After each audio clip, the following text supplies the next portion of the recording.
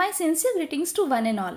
I am Deepmala Sharma, lecturer in English, working with Department of School Education, Haryana. I welcome all of you in today's EduSet presentation.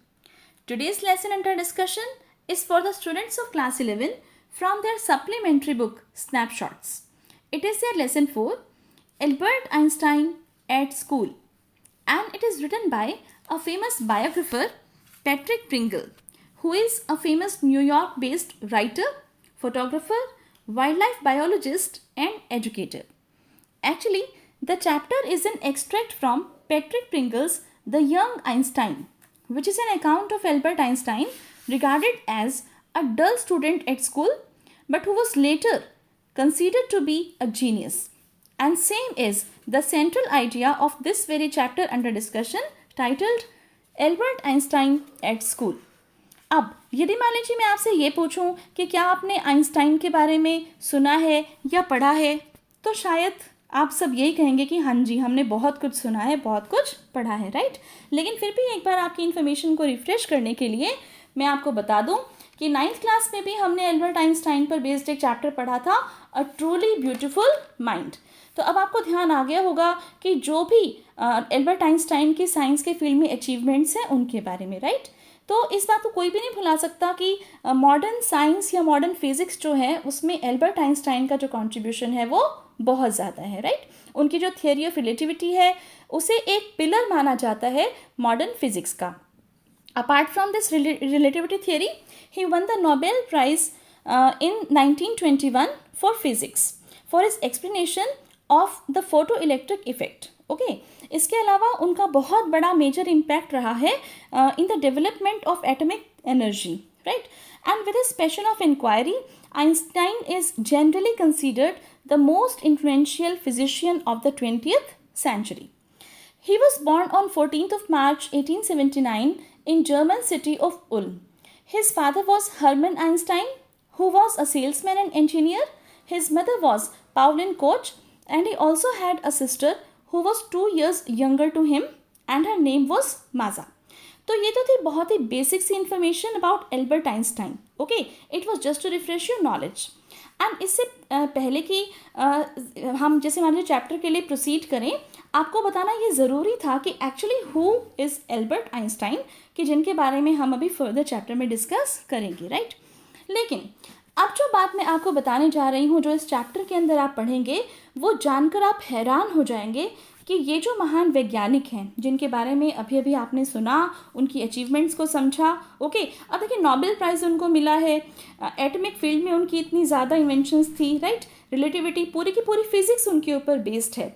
तो इनसे बड़ा कोई भी हम कह सकते हैं कि फिजिशियन या साइंटिस्ट अभी तक इस दुनिया में नहीं हुआ। ओके, तो इनके बारे में मैं जो बात आपको बताने जा रही हूँ वो ध्यान से सुनेंगे कि एल्बर्ट आइंस्टाइन अपने स्कूल में बिल्कुल भी अच्छे स्टूडेंट नहीं थे, and he was expelled from school just because of this reason.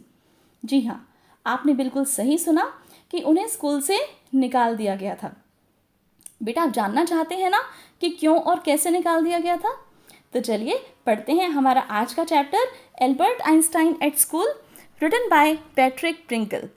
और इस वीडियो में मैं आपको इस चैप्टर की डिटेल्ड एक्सप्लेनेशन कराऊंगी।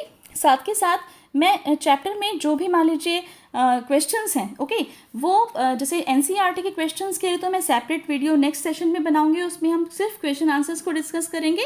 बट आज के इस लेसन में हम डिटेल्ड एक्सप्लेनेशन के साथ आपको चैप्टर को इंटरेस्टिंग बनाने के लिए मैं चैप्टर के एंड में कुछ रोल बैक क्वेश्चंस प्रोवाइड करूँगी बेटा, जिन्हें आप अपने टीचर से बाद में चेक करा सकते हैं। ओके, तो आप ध्यान से इस एक्सप्लेनेशन को सुनिएगा। So let's get started.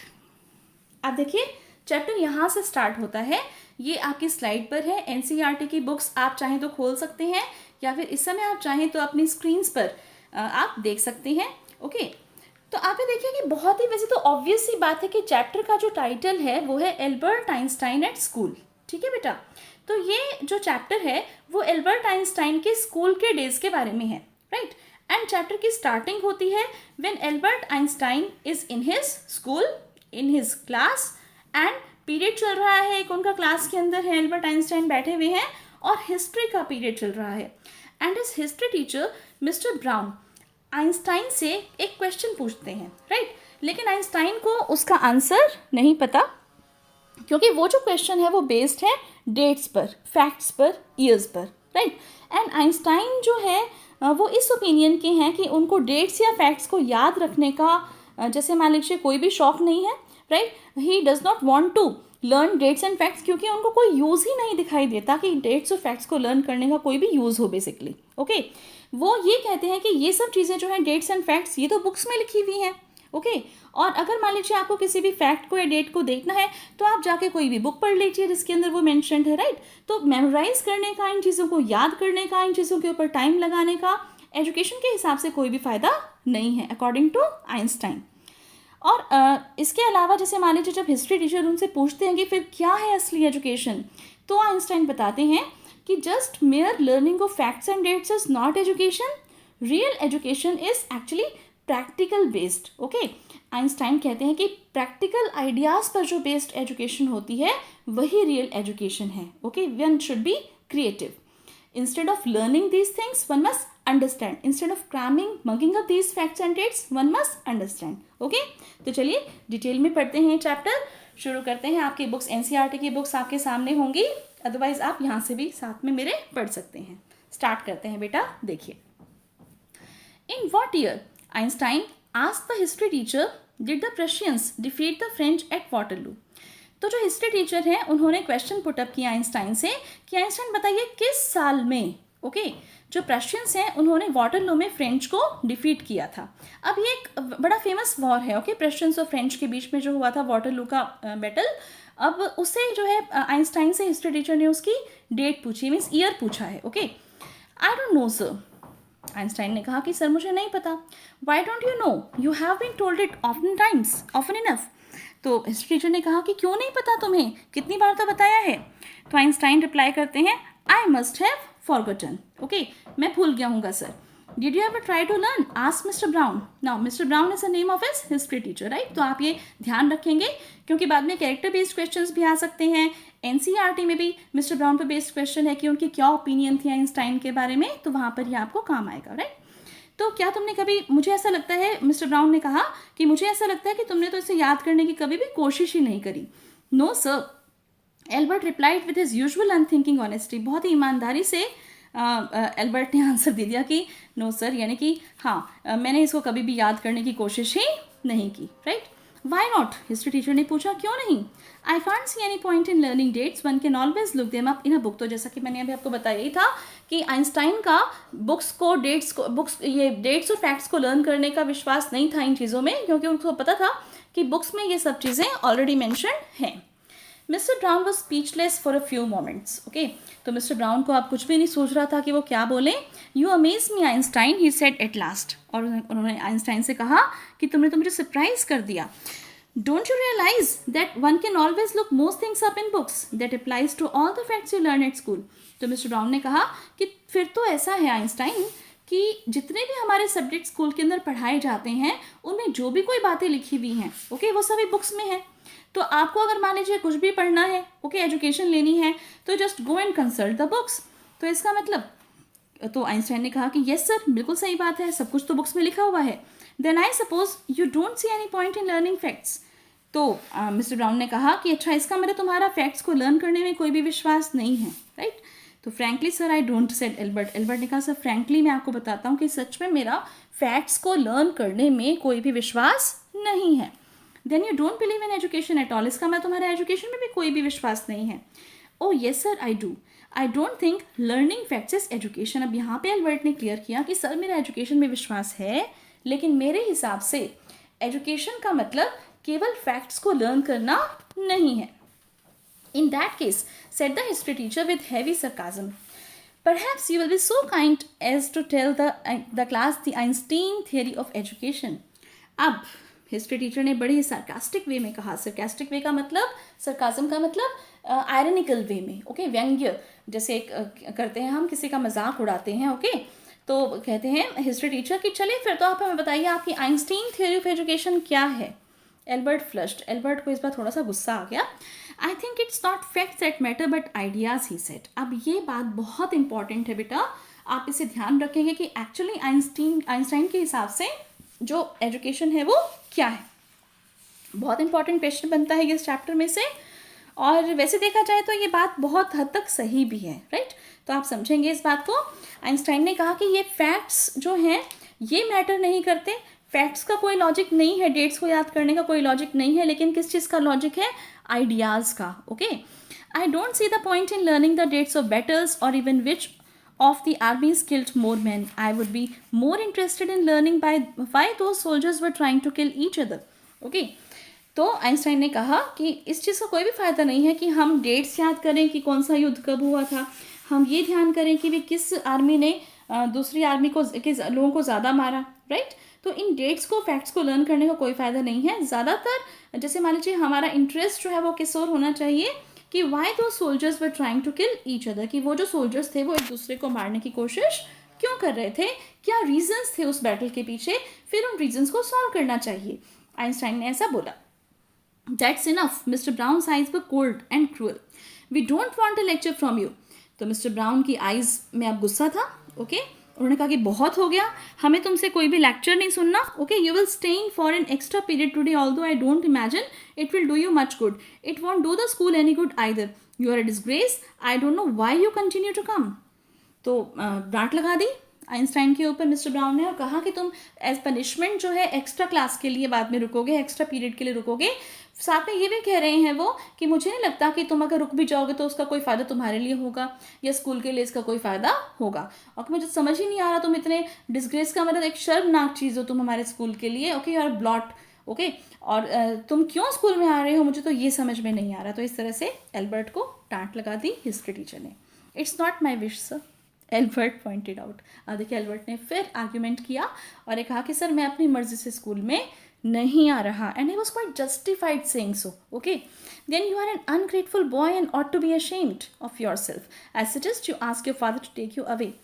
तो हिस्ट्री टीचर ने कहा कि इसका मतलब तुम एक अनग्रेटफुल बॉय हो। एक तो तुम्हारे पेरेंट्स, तुम्हारे फादर इतना सब खर्चा करके तुम्हें स्कूल में पढ़ा रहे हैं, राइट, और तुम क्या कर रहे हो, तुम इस तरह से टाइम वेस्ट कर रहे हो। ओके, उनका मनी वेस्ट कर रहे हो। तो इसका मतलब तुम बिल्कुल भी मतलब उनका एहसान नहीं मानते, कृतज्ञ हो, तुम अनग्रेटफुल हो, तुम्हें शर्म आनी चाहिए अपने आप पर। और मैं तो ये सजेस्ट करूँगा कि तुम्हारे फादर को तुरंत तुम्हें स्कूल से निकाल लेना चाहिए। अब एल्बर्ट को उस दिन बहुत दुख हो रहा था, बहुत बुरा लग रहा था। ओके, और ये कोई आज की बात नहीं थी, लगभग स्कूल में उसके साथ ऐसा ही होता था। और उसे दुख इस बात का नहीं था कि ये सब कुछ हुआ, हिस्ट्री टीचर ने ये सब कुछ बोला, रादर उसको दुख इस बात का था कि उसको नेक्स्ट डे फिर से उसी हेटफुल प्लेस पर यानी कि उसी स्कूल में जाना पड़ेगा। तो यहाँ तक आपको समझ में आया होगा कि एल्बर्ट आइंस्टाइन को स्कूल से नफरत क्यों थी, राइट, क्यों वो हिस्ट्री टीचर से इतना आर्ग्यूमेंट कर रहे थे। दरअसल वो जो एजुकेशन सिस्टम है स्कूल का, उसके अगेंस्ट थे कि ये जो तरीका है बच्चों को पढ़ाने का ये गलत है, कि जिसमें उन्हें केवल क्रैमिंग के लिए या फैक्ट्स की मगिंग अप के लिए फोर्स किया जाता है, राइट। वो ये चाहते थे कि चीज़ों को बेस से समझा जाए, ओके, क्रिएटिवली काम किया जाए, प्रैक्टिकली काम किया जाए। ओके, और इसीलिए चलकर वो आगे इतने महान साइंटिस्ट बने। अब वो स्कूल से घर अपने वापस आ गए। अब घर तो क्या, उनका दरअसल एक रेंट पर उन्होंने एक रूम लिया हुआ था, क्योंकि उसके पेरेंट्स जैसे फादर बहुत गरीब थे। ओके, तो बड़े पुअर क्वार्टर में म्यूनिक के स्कूल में वो पढ़ते थे। म्यूनिक में ही वो केवल पढ़ने के लिए म्यूनिक आए हुए थे, अदरवाइज उनके जो पेरेंट्स थे वो मिलान में थे, राइट। तो म्यूनिक में उन्होंने बहुत ही ऐसे गरीब से जगह पर घर ले रखा था। वो इस बात से दुखी नहीं थे कि उनको खाने के लिए अच्छा खाना नहीं मिलता था या उनके पास कंफर्ट्स या जैसे हमारी जो लग्जरीज़ की कमी थी, बहुत गंदगी में और इस तरह से वो रह रहे थे, वो सब चीज़ें लेकिन उनके लिए सेकंड थी। जो सबसे ज़्यादा उनको बुरा लग रहा था वहाँ पर रहना, वो ये था स्लम वायलेंस। ओके, कि उस जगह पे रह के जो है एक वायलेंट लोगों के बीच में वो रह रहे थे, किस्म से जो लोग एक दूसरे से लड़ते रहते थे, झगड़ते रहते थे, राइट, इस तरह के मार पिटाई वाली जगह थी वो, इस तरह के लोग थे। तो जो उसकी लैंड लेडी थी, एल्बर्ट जिस कमरे पर रहते थे रेंट पर, तो उनकी जो लैंड लेडी थी मीन्स मकान मालकिन थी, वो अपने बच्चों को रोज़ पीटती थी और हर सैटरडे को उसके हस्बैंड ड्रिंक करके आते थे, फिर वो उसे पीटते। तो आप सोच सकते हो कि किस तरह का एनवायरनमेंट था वहाँ पे वायलेंस वाला, उससे एल्बर्ट हेट करते थे। तो अगर वो स्कूल चले जाएं तो परेशान, अगर वो अपने कमरे पर आ जाएं, घर पर आ जाएं तो परेशान। ओके, अब वहाँ पर इन सब चीज़ों के अलावा उनके एक फ्रेंड था, एल्बर्ट आइंस्टाइन का एक फ्रेंड था जिसका नाम था यूरी, और वो यूरी से अपनी सारी प्रॉब्लम्स शेयर करते थे। यूरी ने आइंस्टाइन को समझाया ये सब चीज़ें सुन के कि मैं स्कूल में परेशान हूँ, मैं अपनी जैसे मकान मालकिन से परेशान हूँ, राइट। तो एल्बर्ट ने उससे डिस्कस किया। यूरी उसे समझाते हैं कि कम से कम तुम्हारे पास रहने के लिए खुद का कमरा तो है, ओके। कहते हैं कि ये बहुत है यहाँ पर, ठीक है। और फिर उसके बाद जो है जैसे आइंस्टाइन भी यूरी से कहते हैं कि नहीं, ऐसा कुछ भी नहीं है, वो सब वायलेंट पीपल हैं, और तुम अच्छे हो, तुम एटलीस्ट स्टूडेंट्स के बीच में रहते हो। तो यूरी कहता है कि अच्छा क्या स्टूडेंट्स, कैसे स्टूडेंट्स? कहता है तुम्हें पता है स्टूडेंट्स का भी यही हाल है, वो भी एकदम वायलेंट हो चुके हैं। यूरी कहता है कि एक बार दो स्टूडेंट्स ड्यूअल में, मीन्स कोई मैच होता है जिसमें एक दूसरे को जैसे वो फाइट करते हैं, ओके। दो स्टूडेंट्स फाइट कर रहे थे और एक स्टूडेंट ने दूसरे स्टूडेंट को इतना मारा उस मैच में, कंपटीशन में, कि वो दूसरा स्टूडेंट मर ही गया। अब जो पहले वाला स्टूडेंट जिसने उसे मारा था, उसे बिल्कुल भी इस चीज़ का जैसे रिपेंटेंस नहीं है, पश्चाताप नहीं है कि अरे उससे कोई गिल्टी फील नहीं कर रहा वो। इनफैक्ट उसको बुरा लग रहा है क्योंकि अथॉरिटीज़ ने उसको आगे और मैचेस लड़ने से मना कर दिया, प्लस उसने उसे मार डाला। इस बहादुरी का उसके पास कोई इनाम नहीं है। इनाम इन द सेंस कि उसे कोई भी चोट नहीं लगी और वो बड़े शानदार तरीके से लड़ा, तो कोई भी घाव उसको नहीं मिला।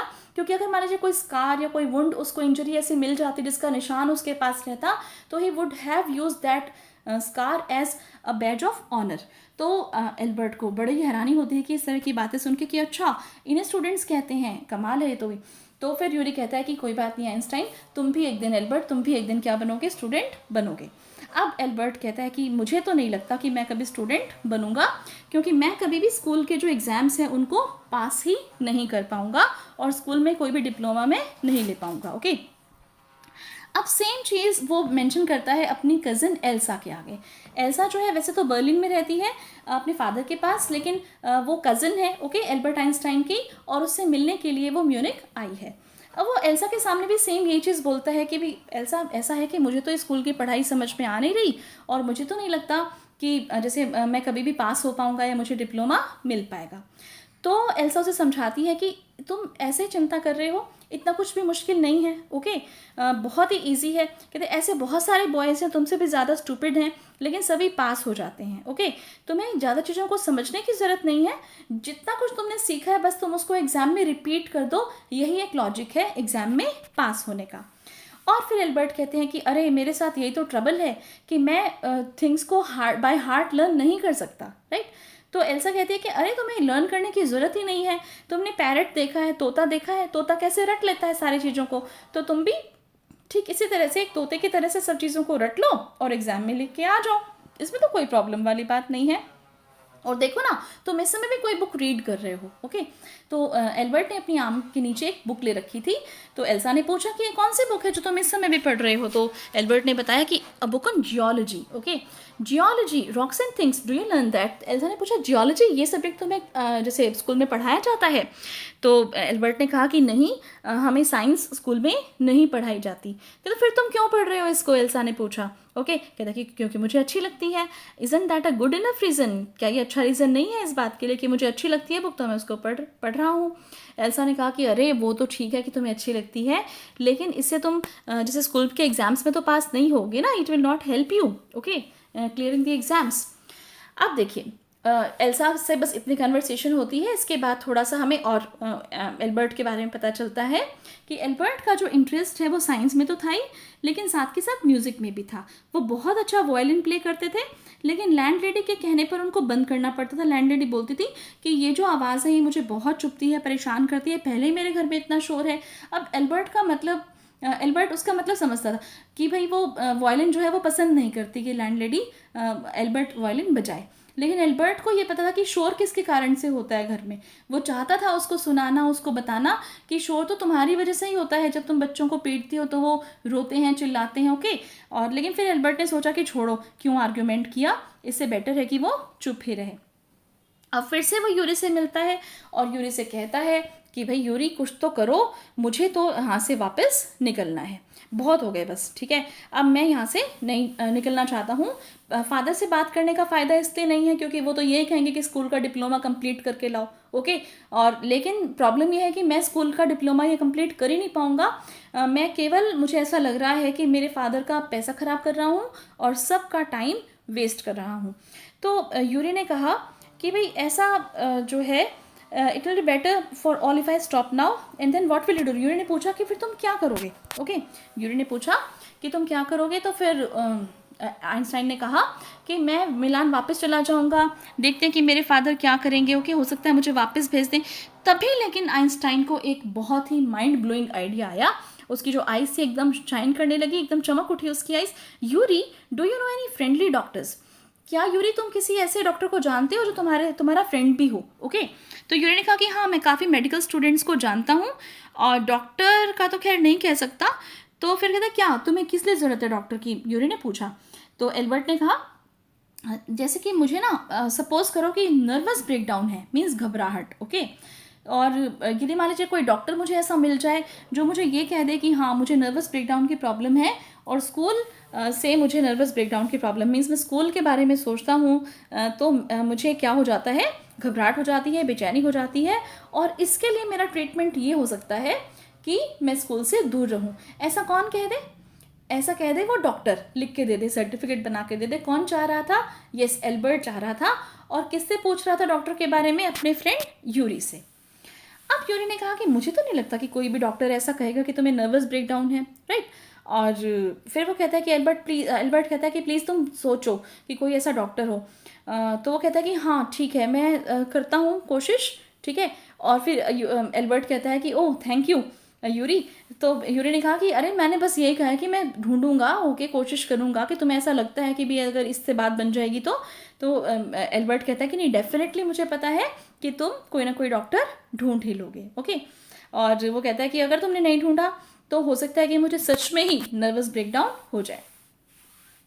अब वो कहते हैं कि देखो एल्बर्ट, मैंने कभी भी तुम्हें वैसे भी कम नर्वस तो देखा ही नहीं, तुम तो मुझे हमेशा ही नर्वस दिखाई देते हो। और एल्बर्ट ने कहा कि हाँ एक दो दिन और निकल जाएंगे स्कूल से, स्कूल में मेरे इस तरह से, तो मेरे को पक्का ही नर्वस ब्रेकडाउन हो जाएगा। अब बहुत दुखी हो चुका था एल्बर्ट। जब यूरी से नेक्स्ट टाइम मिलता है तो वो कहता है कि भाई अब तो मुझे सच में ही कोई नर्वस ब्रेकडाउन होने वाला है, मेरे को घबराहट बेचैनी इतनी ज़्यादा बढ़ गई है स्कूल के नाम से कि कोई भी डॉक्टर जो है वो मुझे ये बोल देगा कि हाँ जी इसको जो है स्कूल से दूर रखा जाए, ओके। तो यूरी ने कहा कि तुम चिंता मत करो, I have found a doctor for you, okay. मुझे एक डॉक्टर मिल गया है और कल शाम को जो है मैंने तुम्हारी अपॉइंटमेंट उसके साथ फिक्स कर दी है। वो डॉक्टर का रेफरेंस देता है यूरी एल्बर्ट को, और डॉक्टर का नाम है डॉक्टर अर्नस्ट वेल, और वो स्पेशलिस्ट है नर्वस ट्रबल्स में। साथ में यूरी बताते हैं कि वो मेरे एक ऐसे फ्रेंड हैं, मतलब अर्नस्ट वेल, जिन्होंने अभी अभी जैसे मेडिकल की पढ़ाई कंप्लीट की है, और हो सकता है कि तुम उसके फर्स्ट पेशेंट होगे, लेकिन वो बहुत ही इंटेलिजेंट है, तो तुम उन्हें फूल बनाने की कोशिश मत करना, ओके, बुद्धू बनाने की कोशिश मत करना। तो कहता है क्या मतलब तुम्हारा? कहता है कि नहीं, बस मैं ये बताना चाहता हूँ कि तुम्हें अच्छे से झूठ भी बोलना नहीं आता, and you are the world's worst liar, okay. तो वो कहते हैं कि ठीक है कोई बात नहीं, अब तो मैं जाऊंगा उसके पास, और तुम बिल्कुल चिंता मत करो, सब कुछ अच्छे से हो जाएगा। तो नेक्स्ट जैसे इवनिंग को जो एल्बर्ट है वो डॉक्टर वेल के पास पहुंच जाता है और कहता है कि सर मुझे समझ में नहीं आ रहा डॉक्टर वेल कि मैं अपनी प्रॉब्लम को कैसे आपको डिस्कस करूं, कैसे बताऊं। तो डॉक्टर वेल कहते हैं कि तुम चिंता मत करो, यूरी ने मुझे सब कुछ बता दिया है। अब एल्बर्ट सोचता है कि अरे यूरी ने इसको सच्चाई सारी की सारी बता दी, अब तो भी डॉक्टर कैसे मुझे बनाकर देंगे सर्टिफिकेट, ओके। तो फिर उन्होंने कहा कि नहीं कोई बात नहीं, तुम चिंता मत करो, मुझे पता है कि तुम्हें नर्वसनेस हो जाती है स्कूल के नाम से, ओके, बस इतनी सी बात है, ओके। तो वो कहते हैं कि अच्छा फिर इससे क्या करोगे? तो यदि मैं तुम्हें सर्टिफिकेट बना के तो तुम क्या करोगे? तो एल्बर्ट ने कहा कि अगर आप मुझे सर्टिफिकेट दे देंगे बना के कि मुझे जैसे स्कूल से दूर रहना चाहिए क्योंकि मुझे नर्वस ब्रेकडाउन की प्रॉब्लम है, तो मैं ये सर्टिफिकेट लेके और फिर स्कूल में जाऊँगा, स्कूल छोड़ दूँगा, और स्कूल छोड़ के मैं फिर आगे कॉलेज में जैसे मान लीजिए एडमिशन ले लूँगा हायर स्टडीज़ के लिए। अब डॉक्टर सोचता है कि बिना स्कूल मतलब पास किए, क्लियर किए, तो मैं कॉलेज में एडमिशन कौन देगा? तो आइंस्टाइन कहते हैं कि मेरे मैथमेटिक्स के टीचर हैं वो क्योंकि मैंने मैथमेटिक्स बहुत अच्छे से पढ़ा है, सारा का सारा मुझे आता है, तो वो पक्का मुझे इस तरह का सर्टिफिकेट बना के दे देंगे। तो उसने कहा कि ठीक है फिर 6 महीने का सर्टिफिकेट ठीक रहेगा?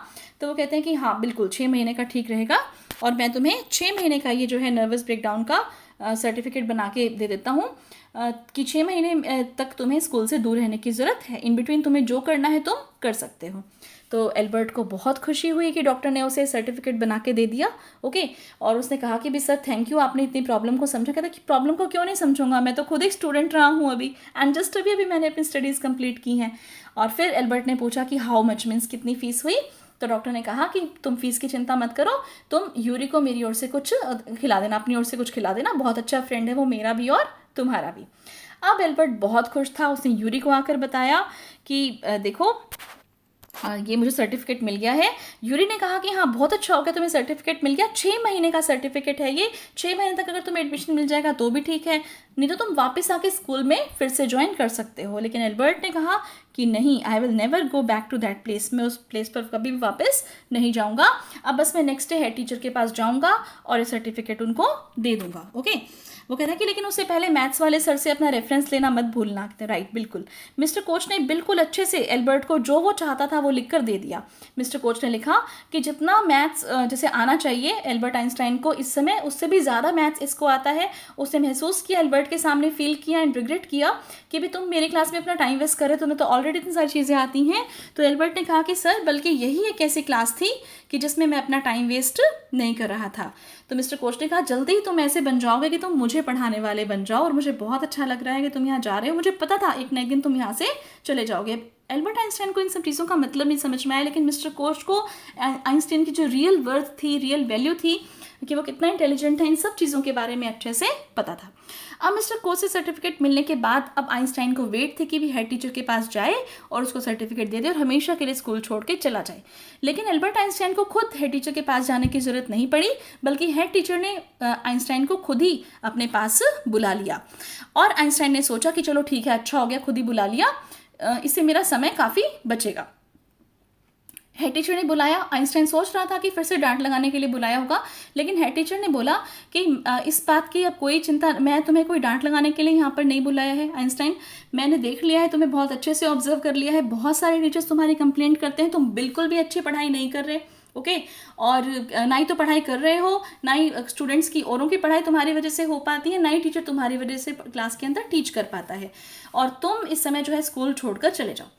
तो आइंस्टाइन ने कहा कि अच्छा, इसका मतलब that I am to be expelled, क्या आप मुझे स्कूल से निकाल रहे हैं? कहते जैसे तुम सोचो वैसे सोच लो, मैं तो बस यही कह सकता हूँ कि तुम इस समय जो है स्कूल के लिए एक कॉन्स्टेंट एक ट्रबल बने हुए हो। Okay, your presence in the classroom makes it impossible कि टीचिंग और लर्निंग की जो प्रोसेस है वो कुछ भी नहीं हो पाती है, जो प्यूपिल्स हैं दूसरे वो भी नहीं पढ़ पाते। ओके, हमेशा तुम कॉन्स्टेंट रिबिलियन बने रहते हो, कोई सीरियस वर्क तुम्हारे साथ नहीं किया जा सकता।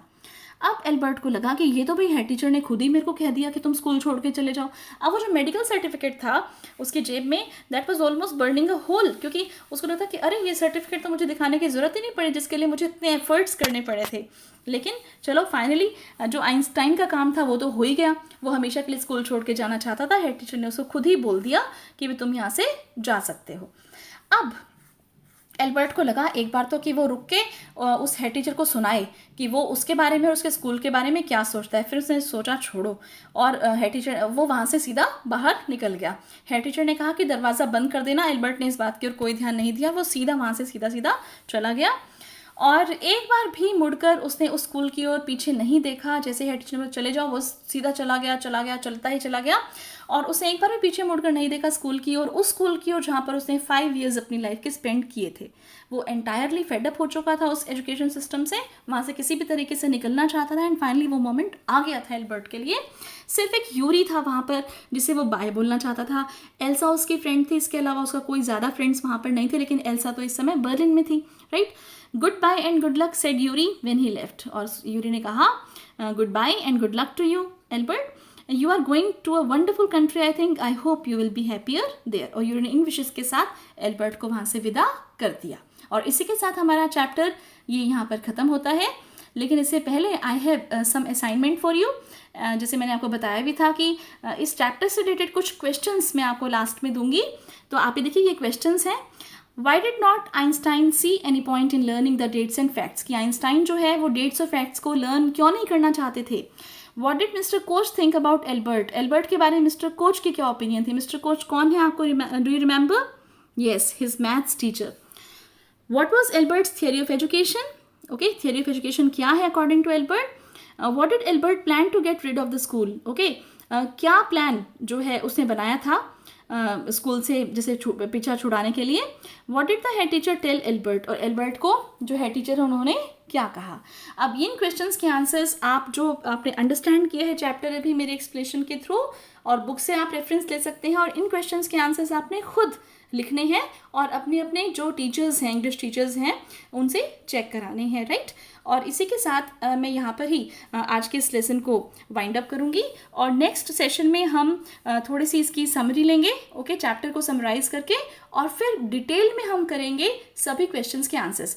इन क्वेश्चंस के जो आंसर हैं जो इस समय आपकी स्क्रीन्स पर हैं, ये भी मैं आपको नेक्स्ट वीडियो लेक्चर में प्रिपेयर आंसर्स इनके डिस्कस करूँगी, शेयर करूँगी आपके साथ। एंड एनसीईआरटी के जो क्वेश्चंस हैं उनको भी हम डिटेल में समझेंगे। With this we end our today's lesson. Thanks a lot for watching. Thank you.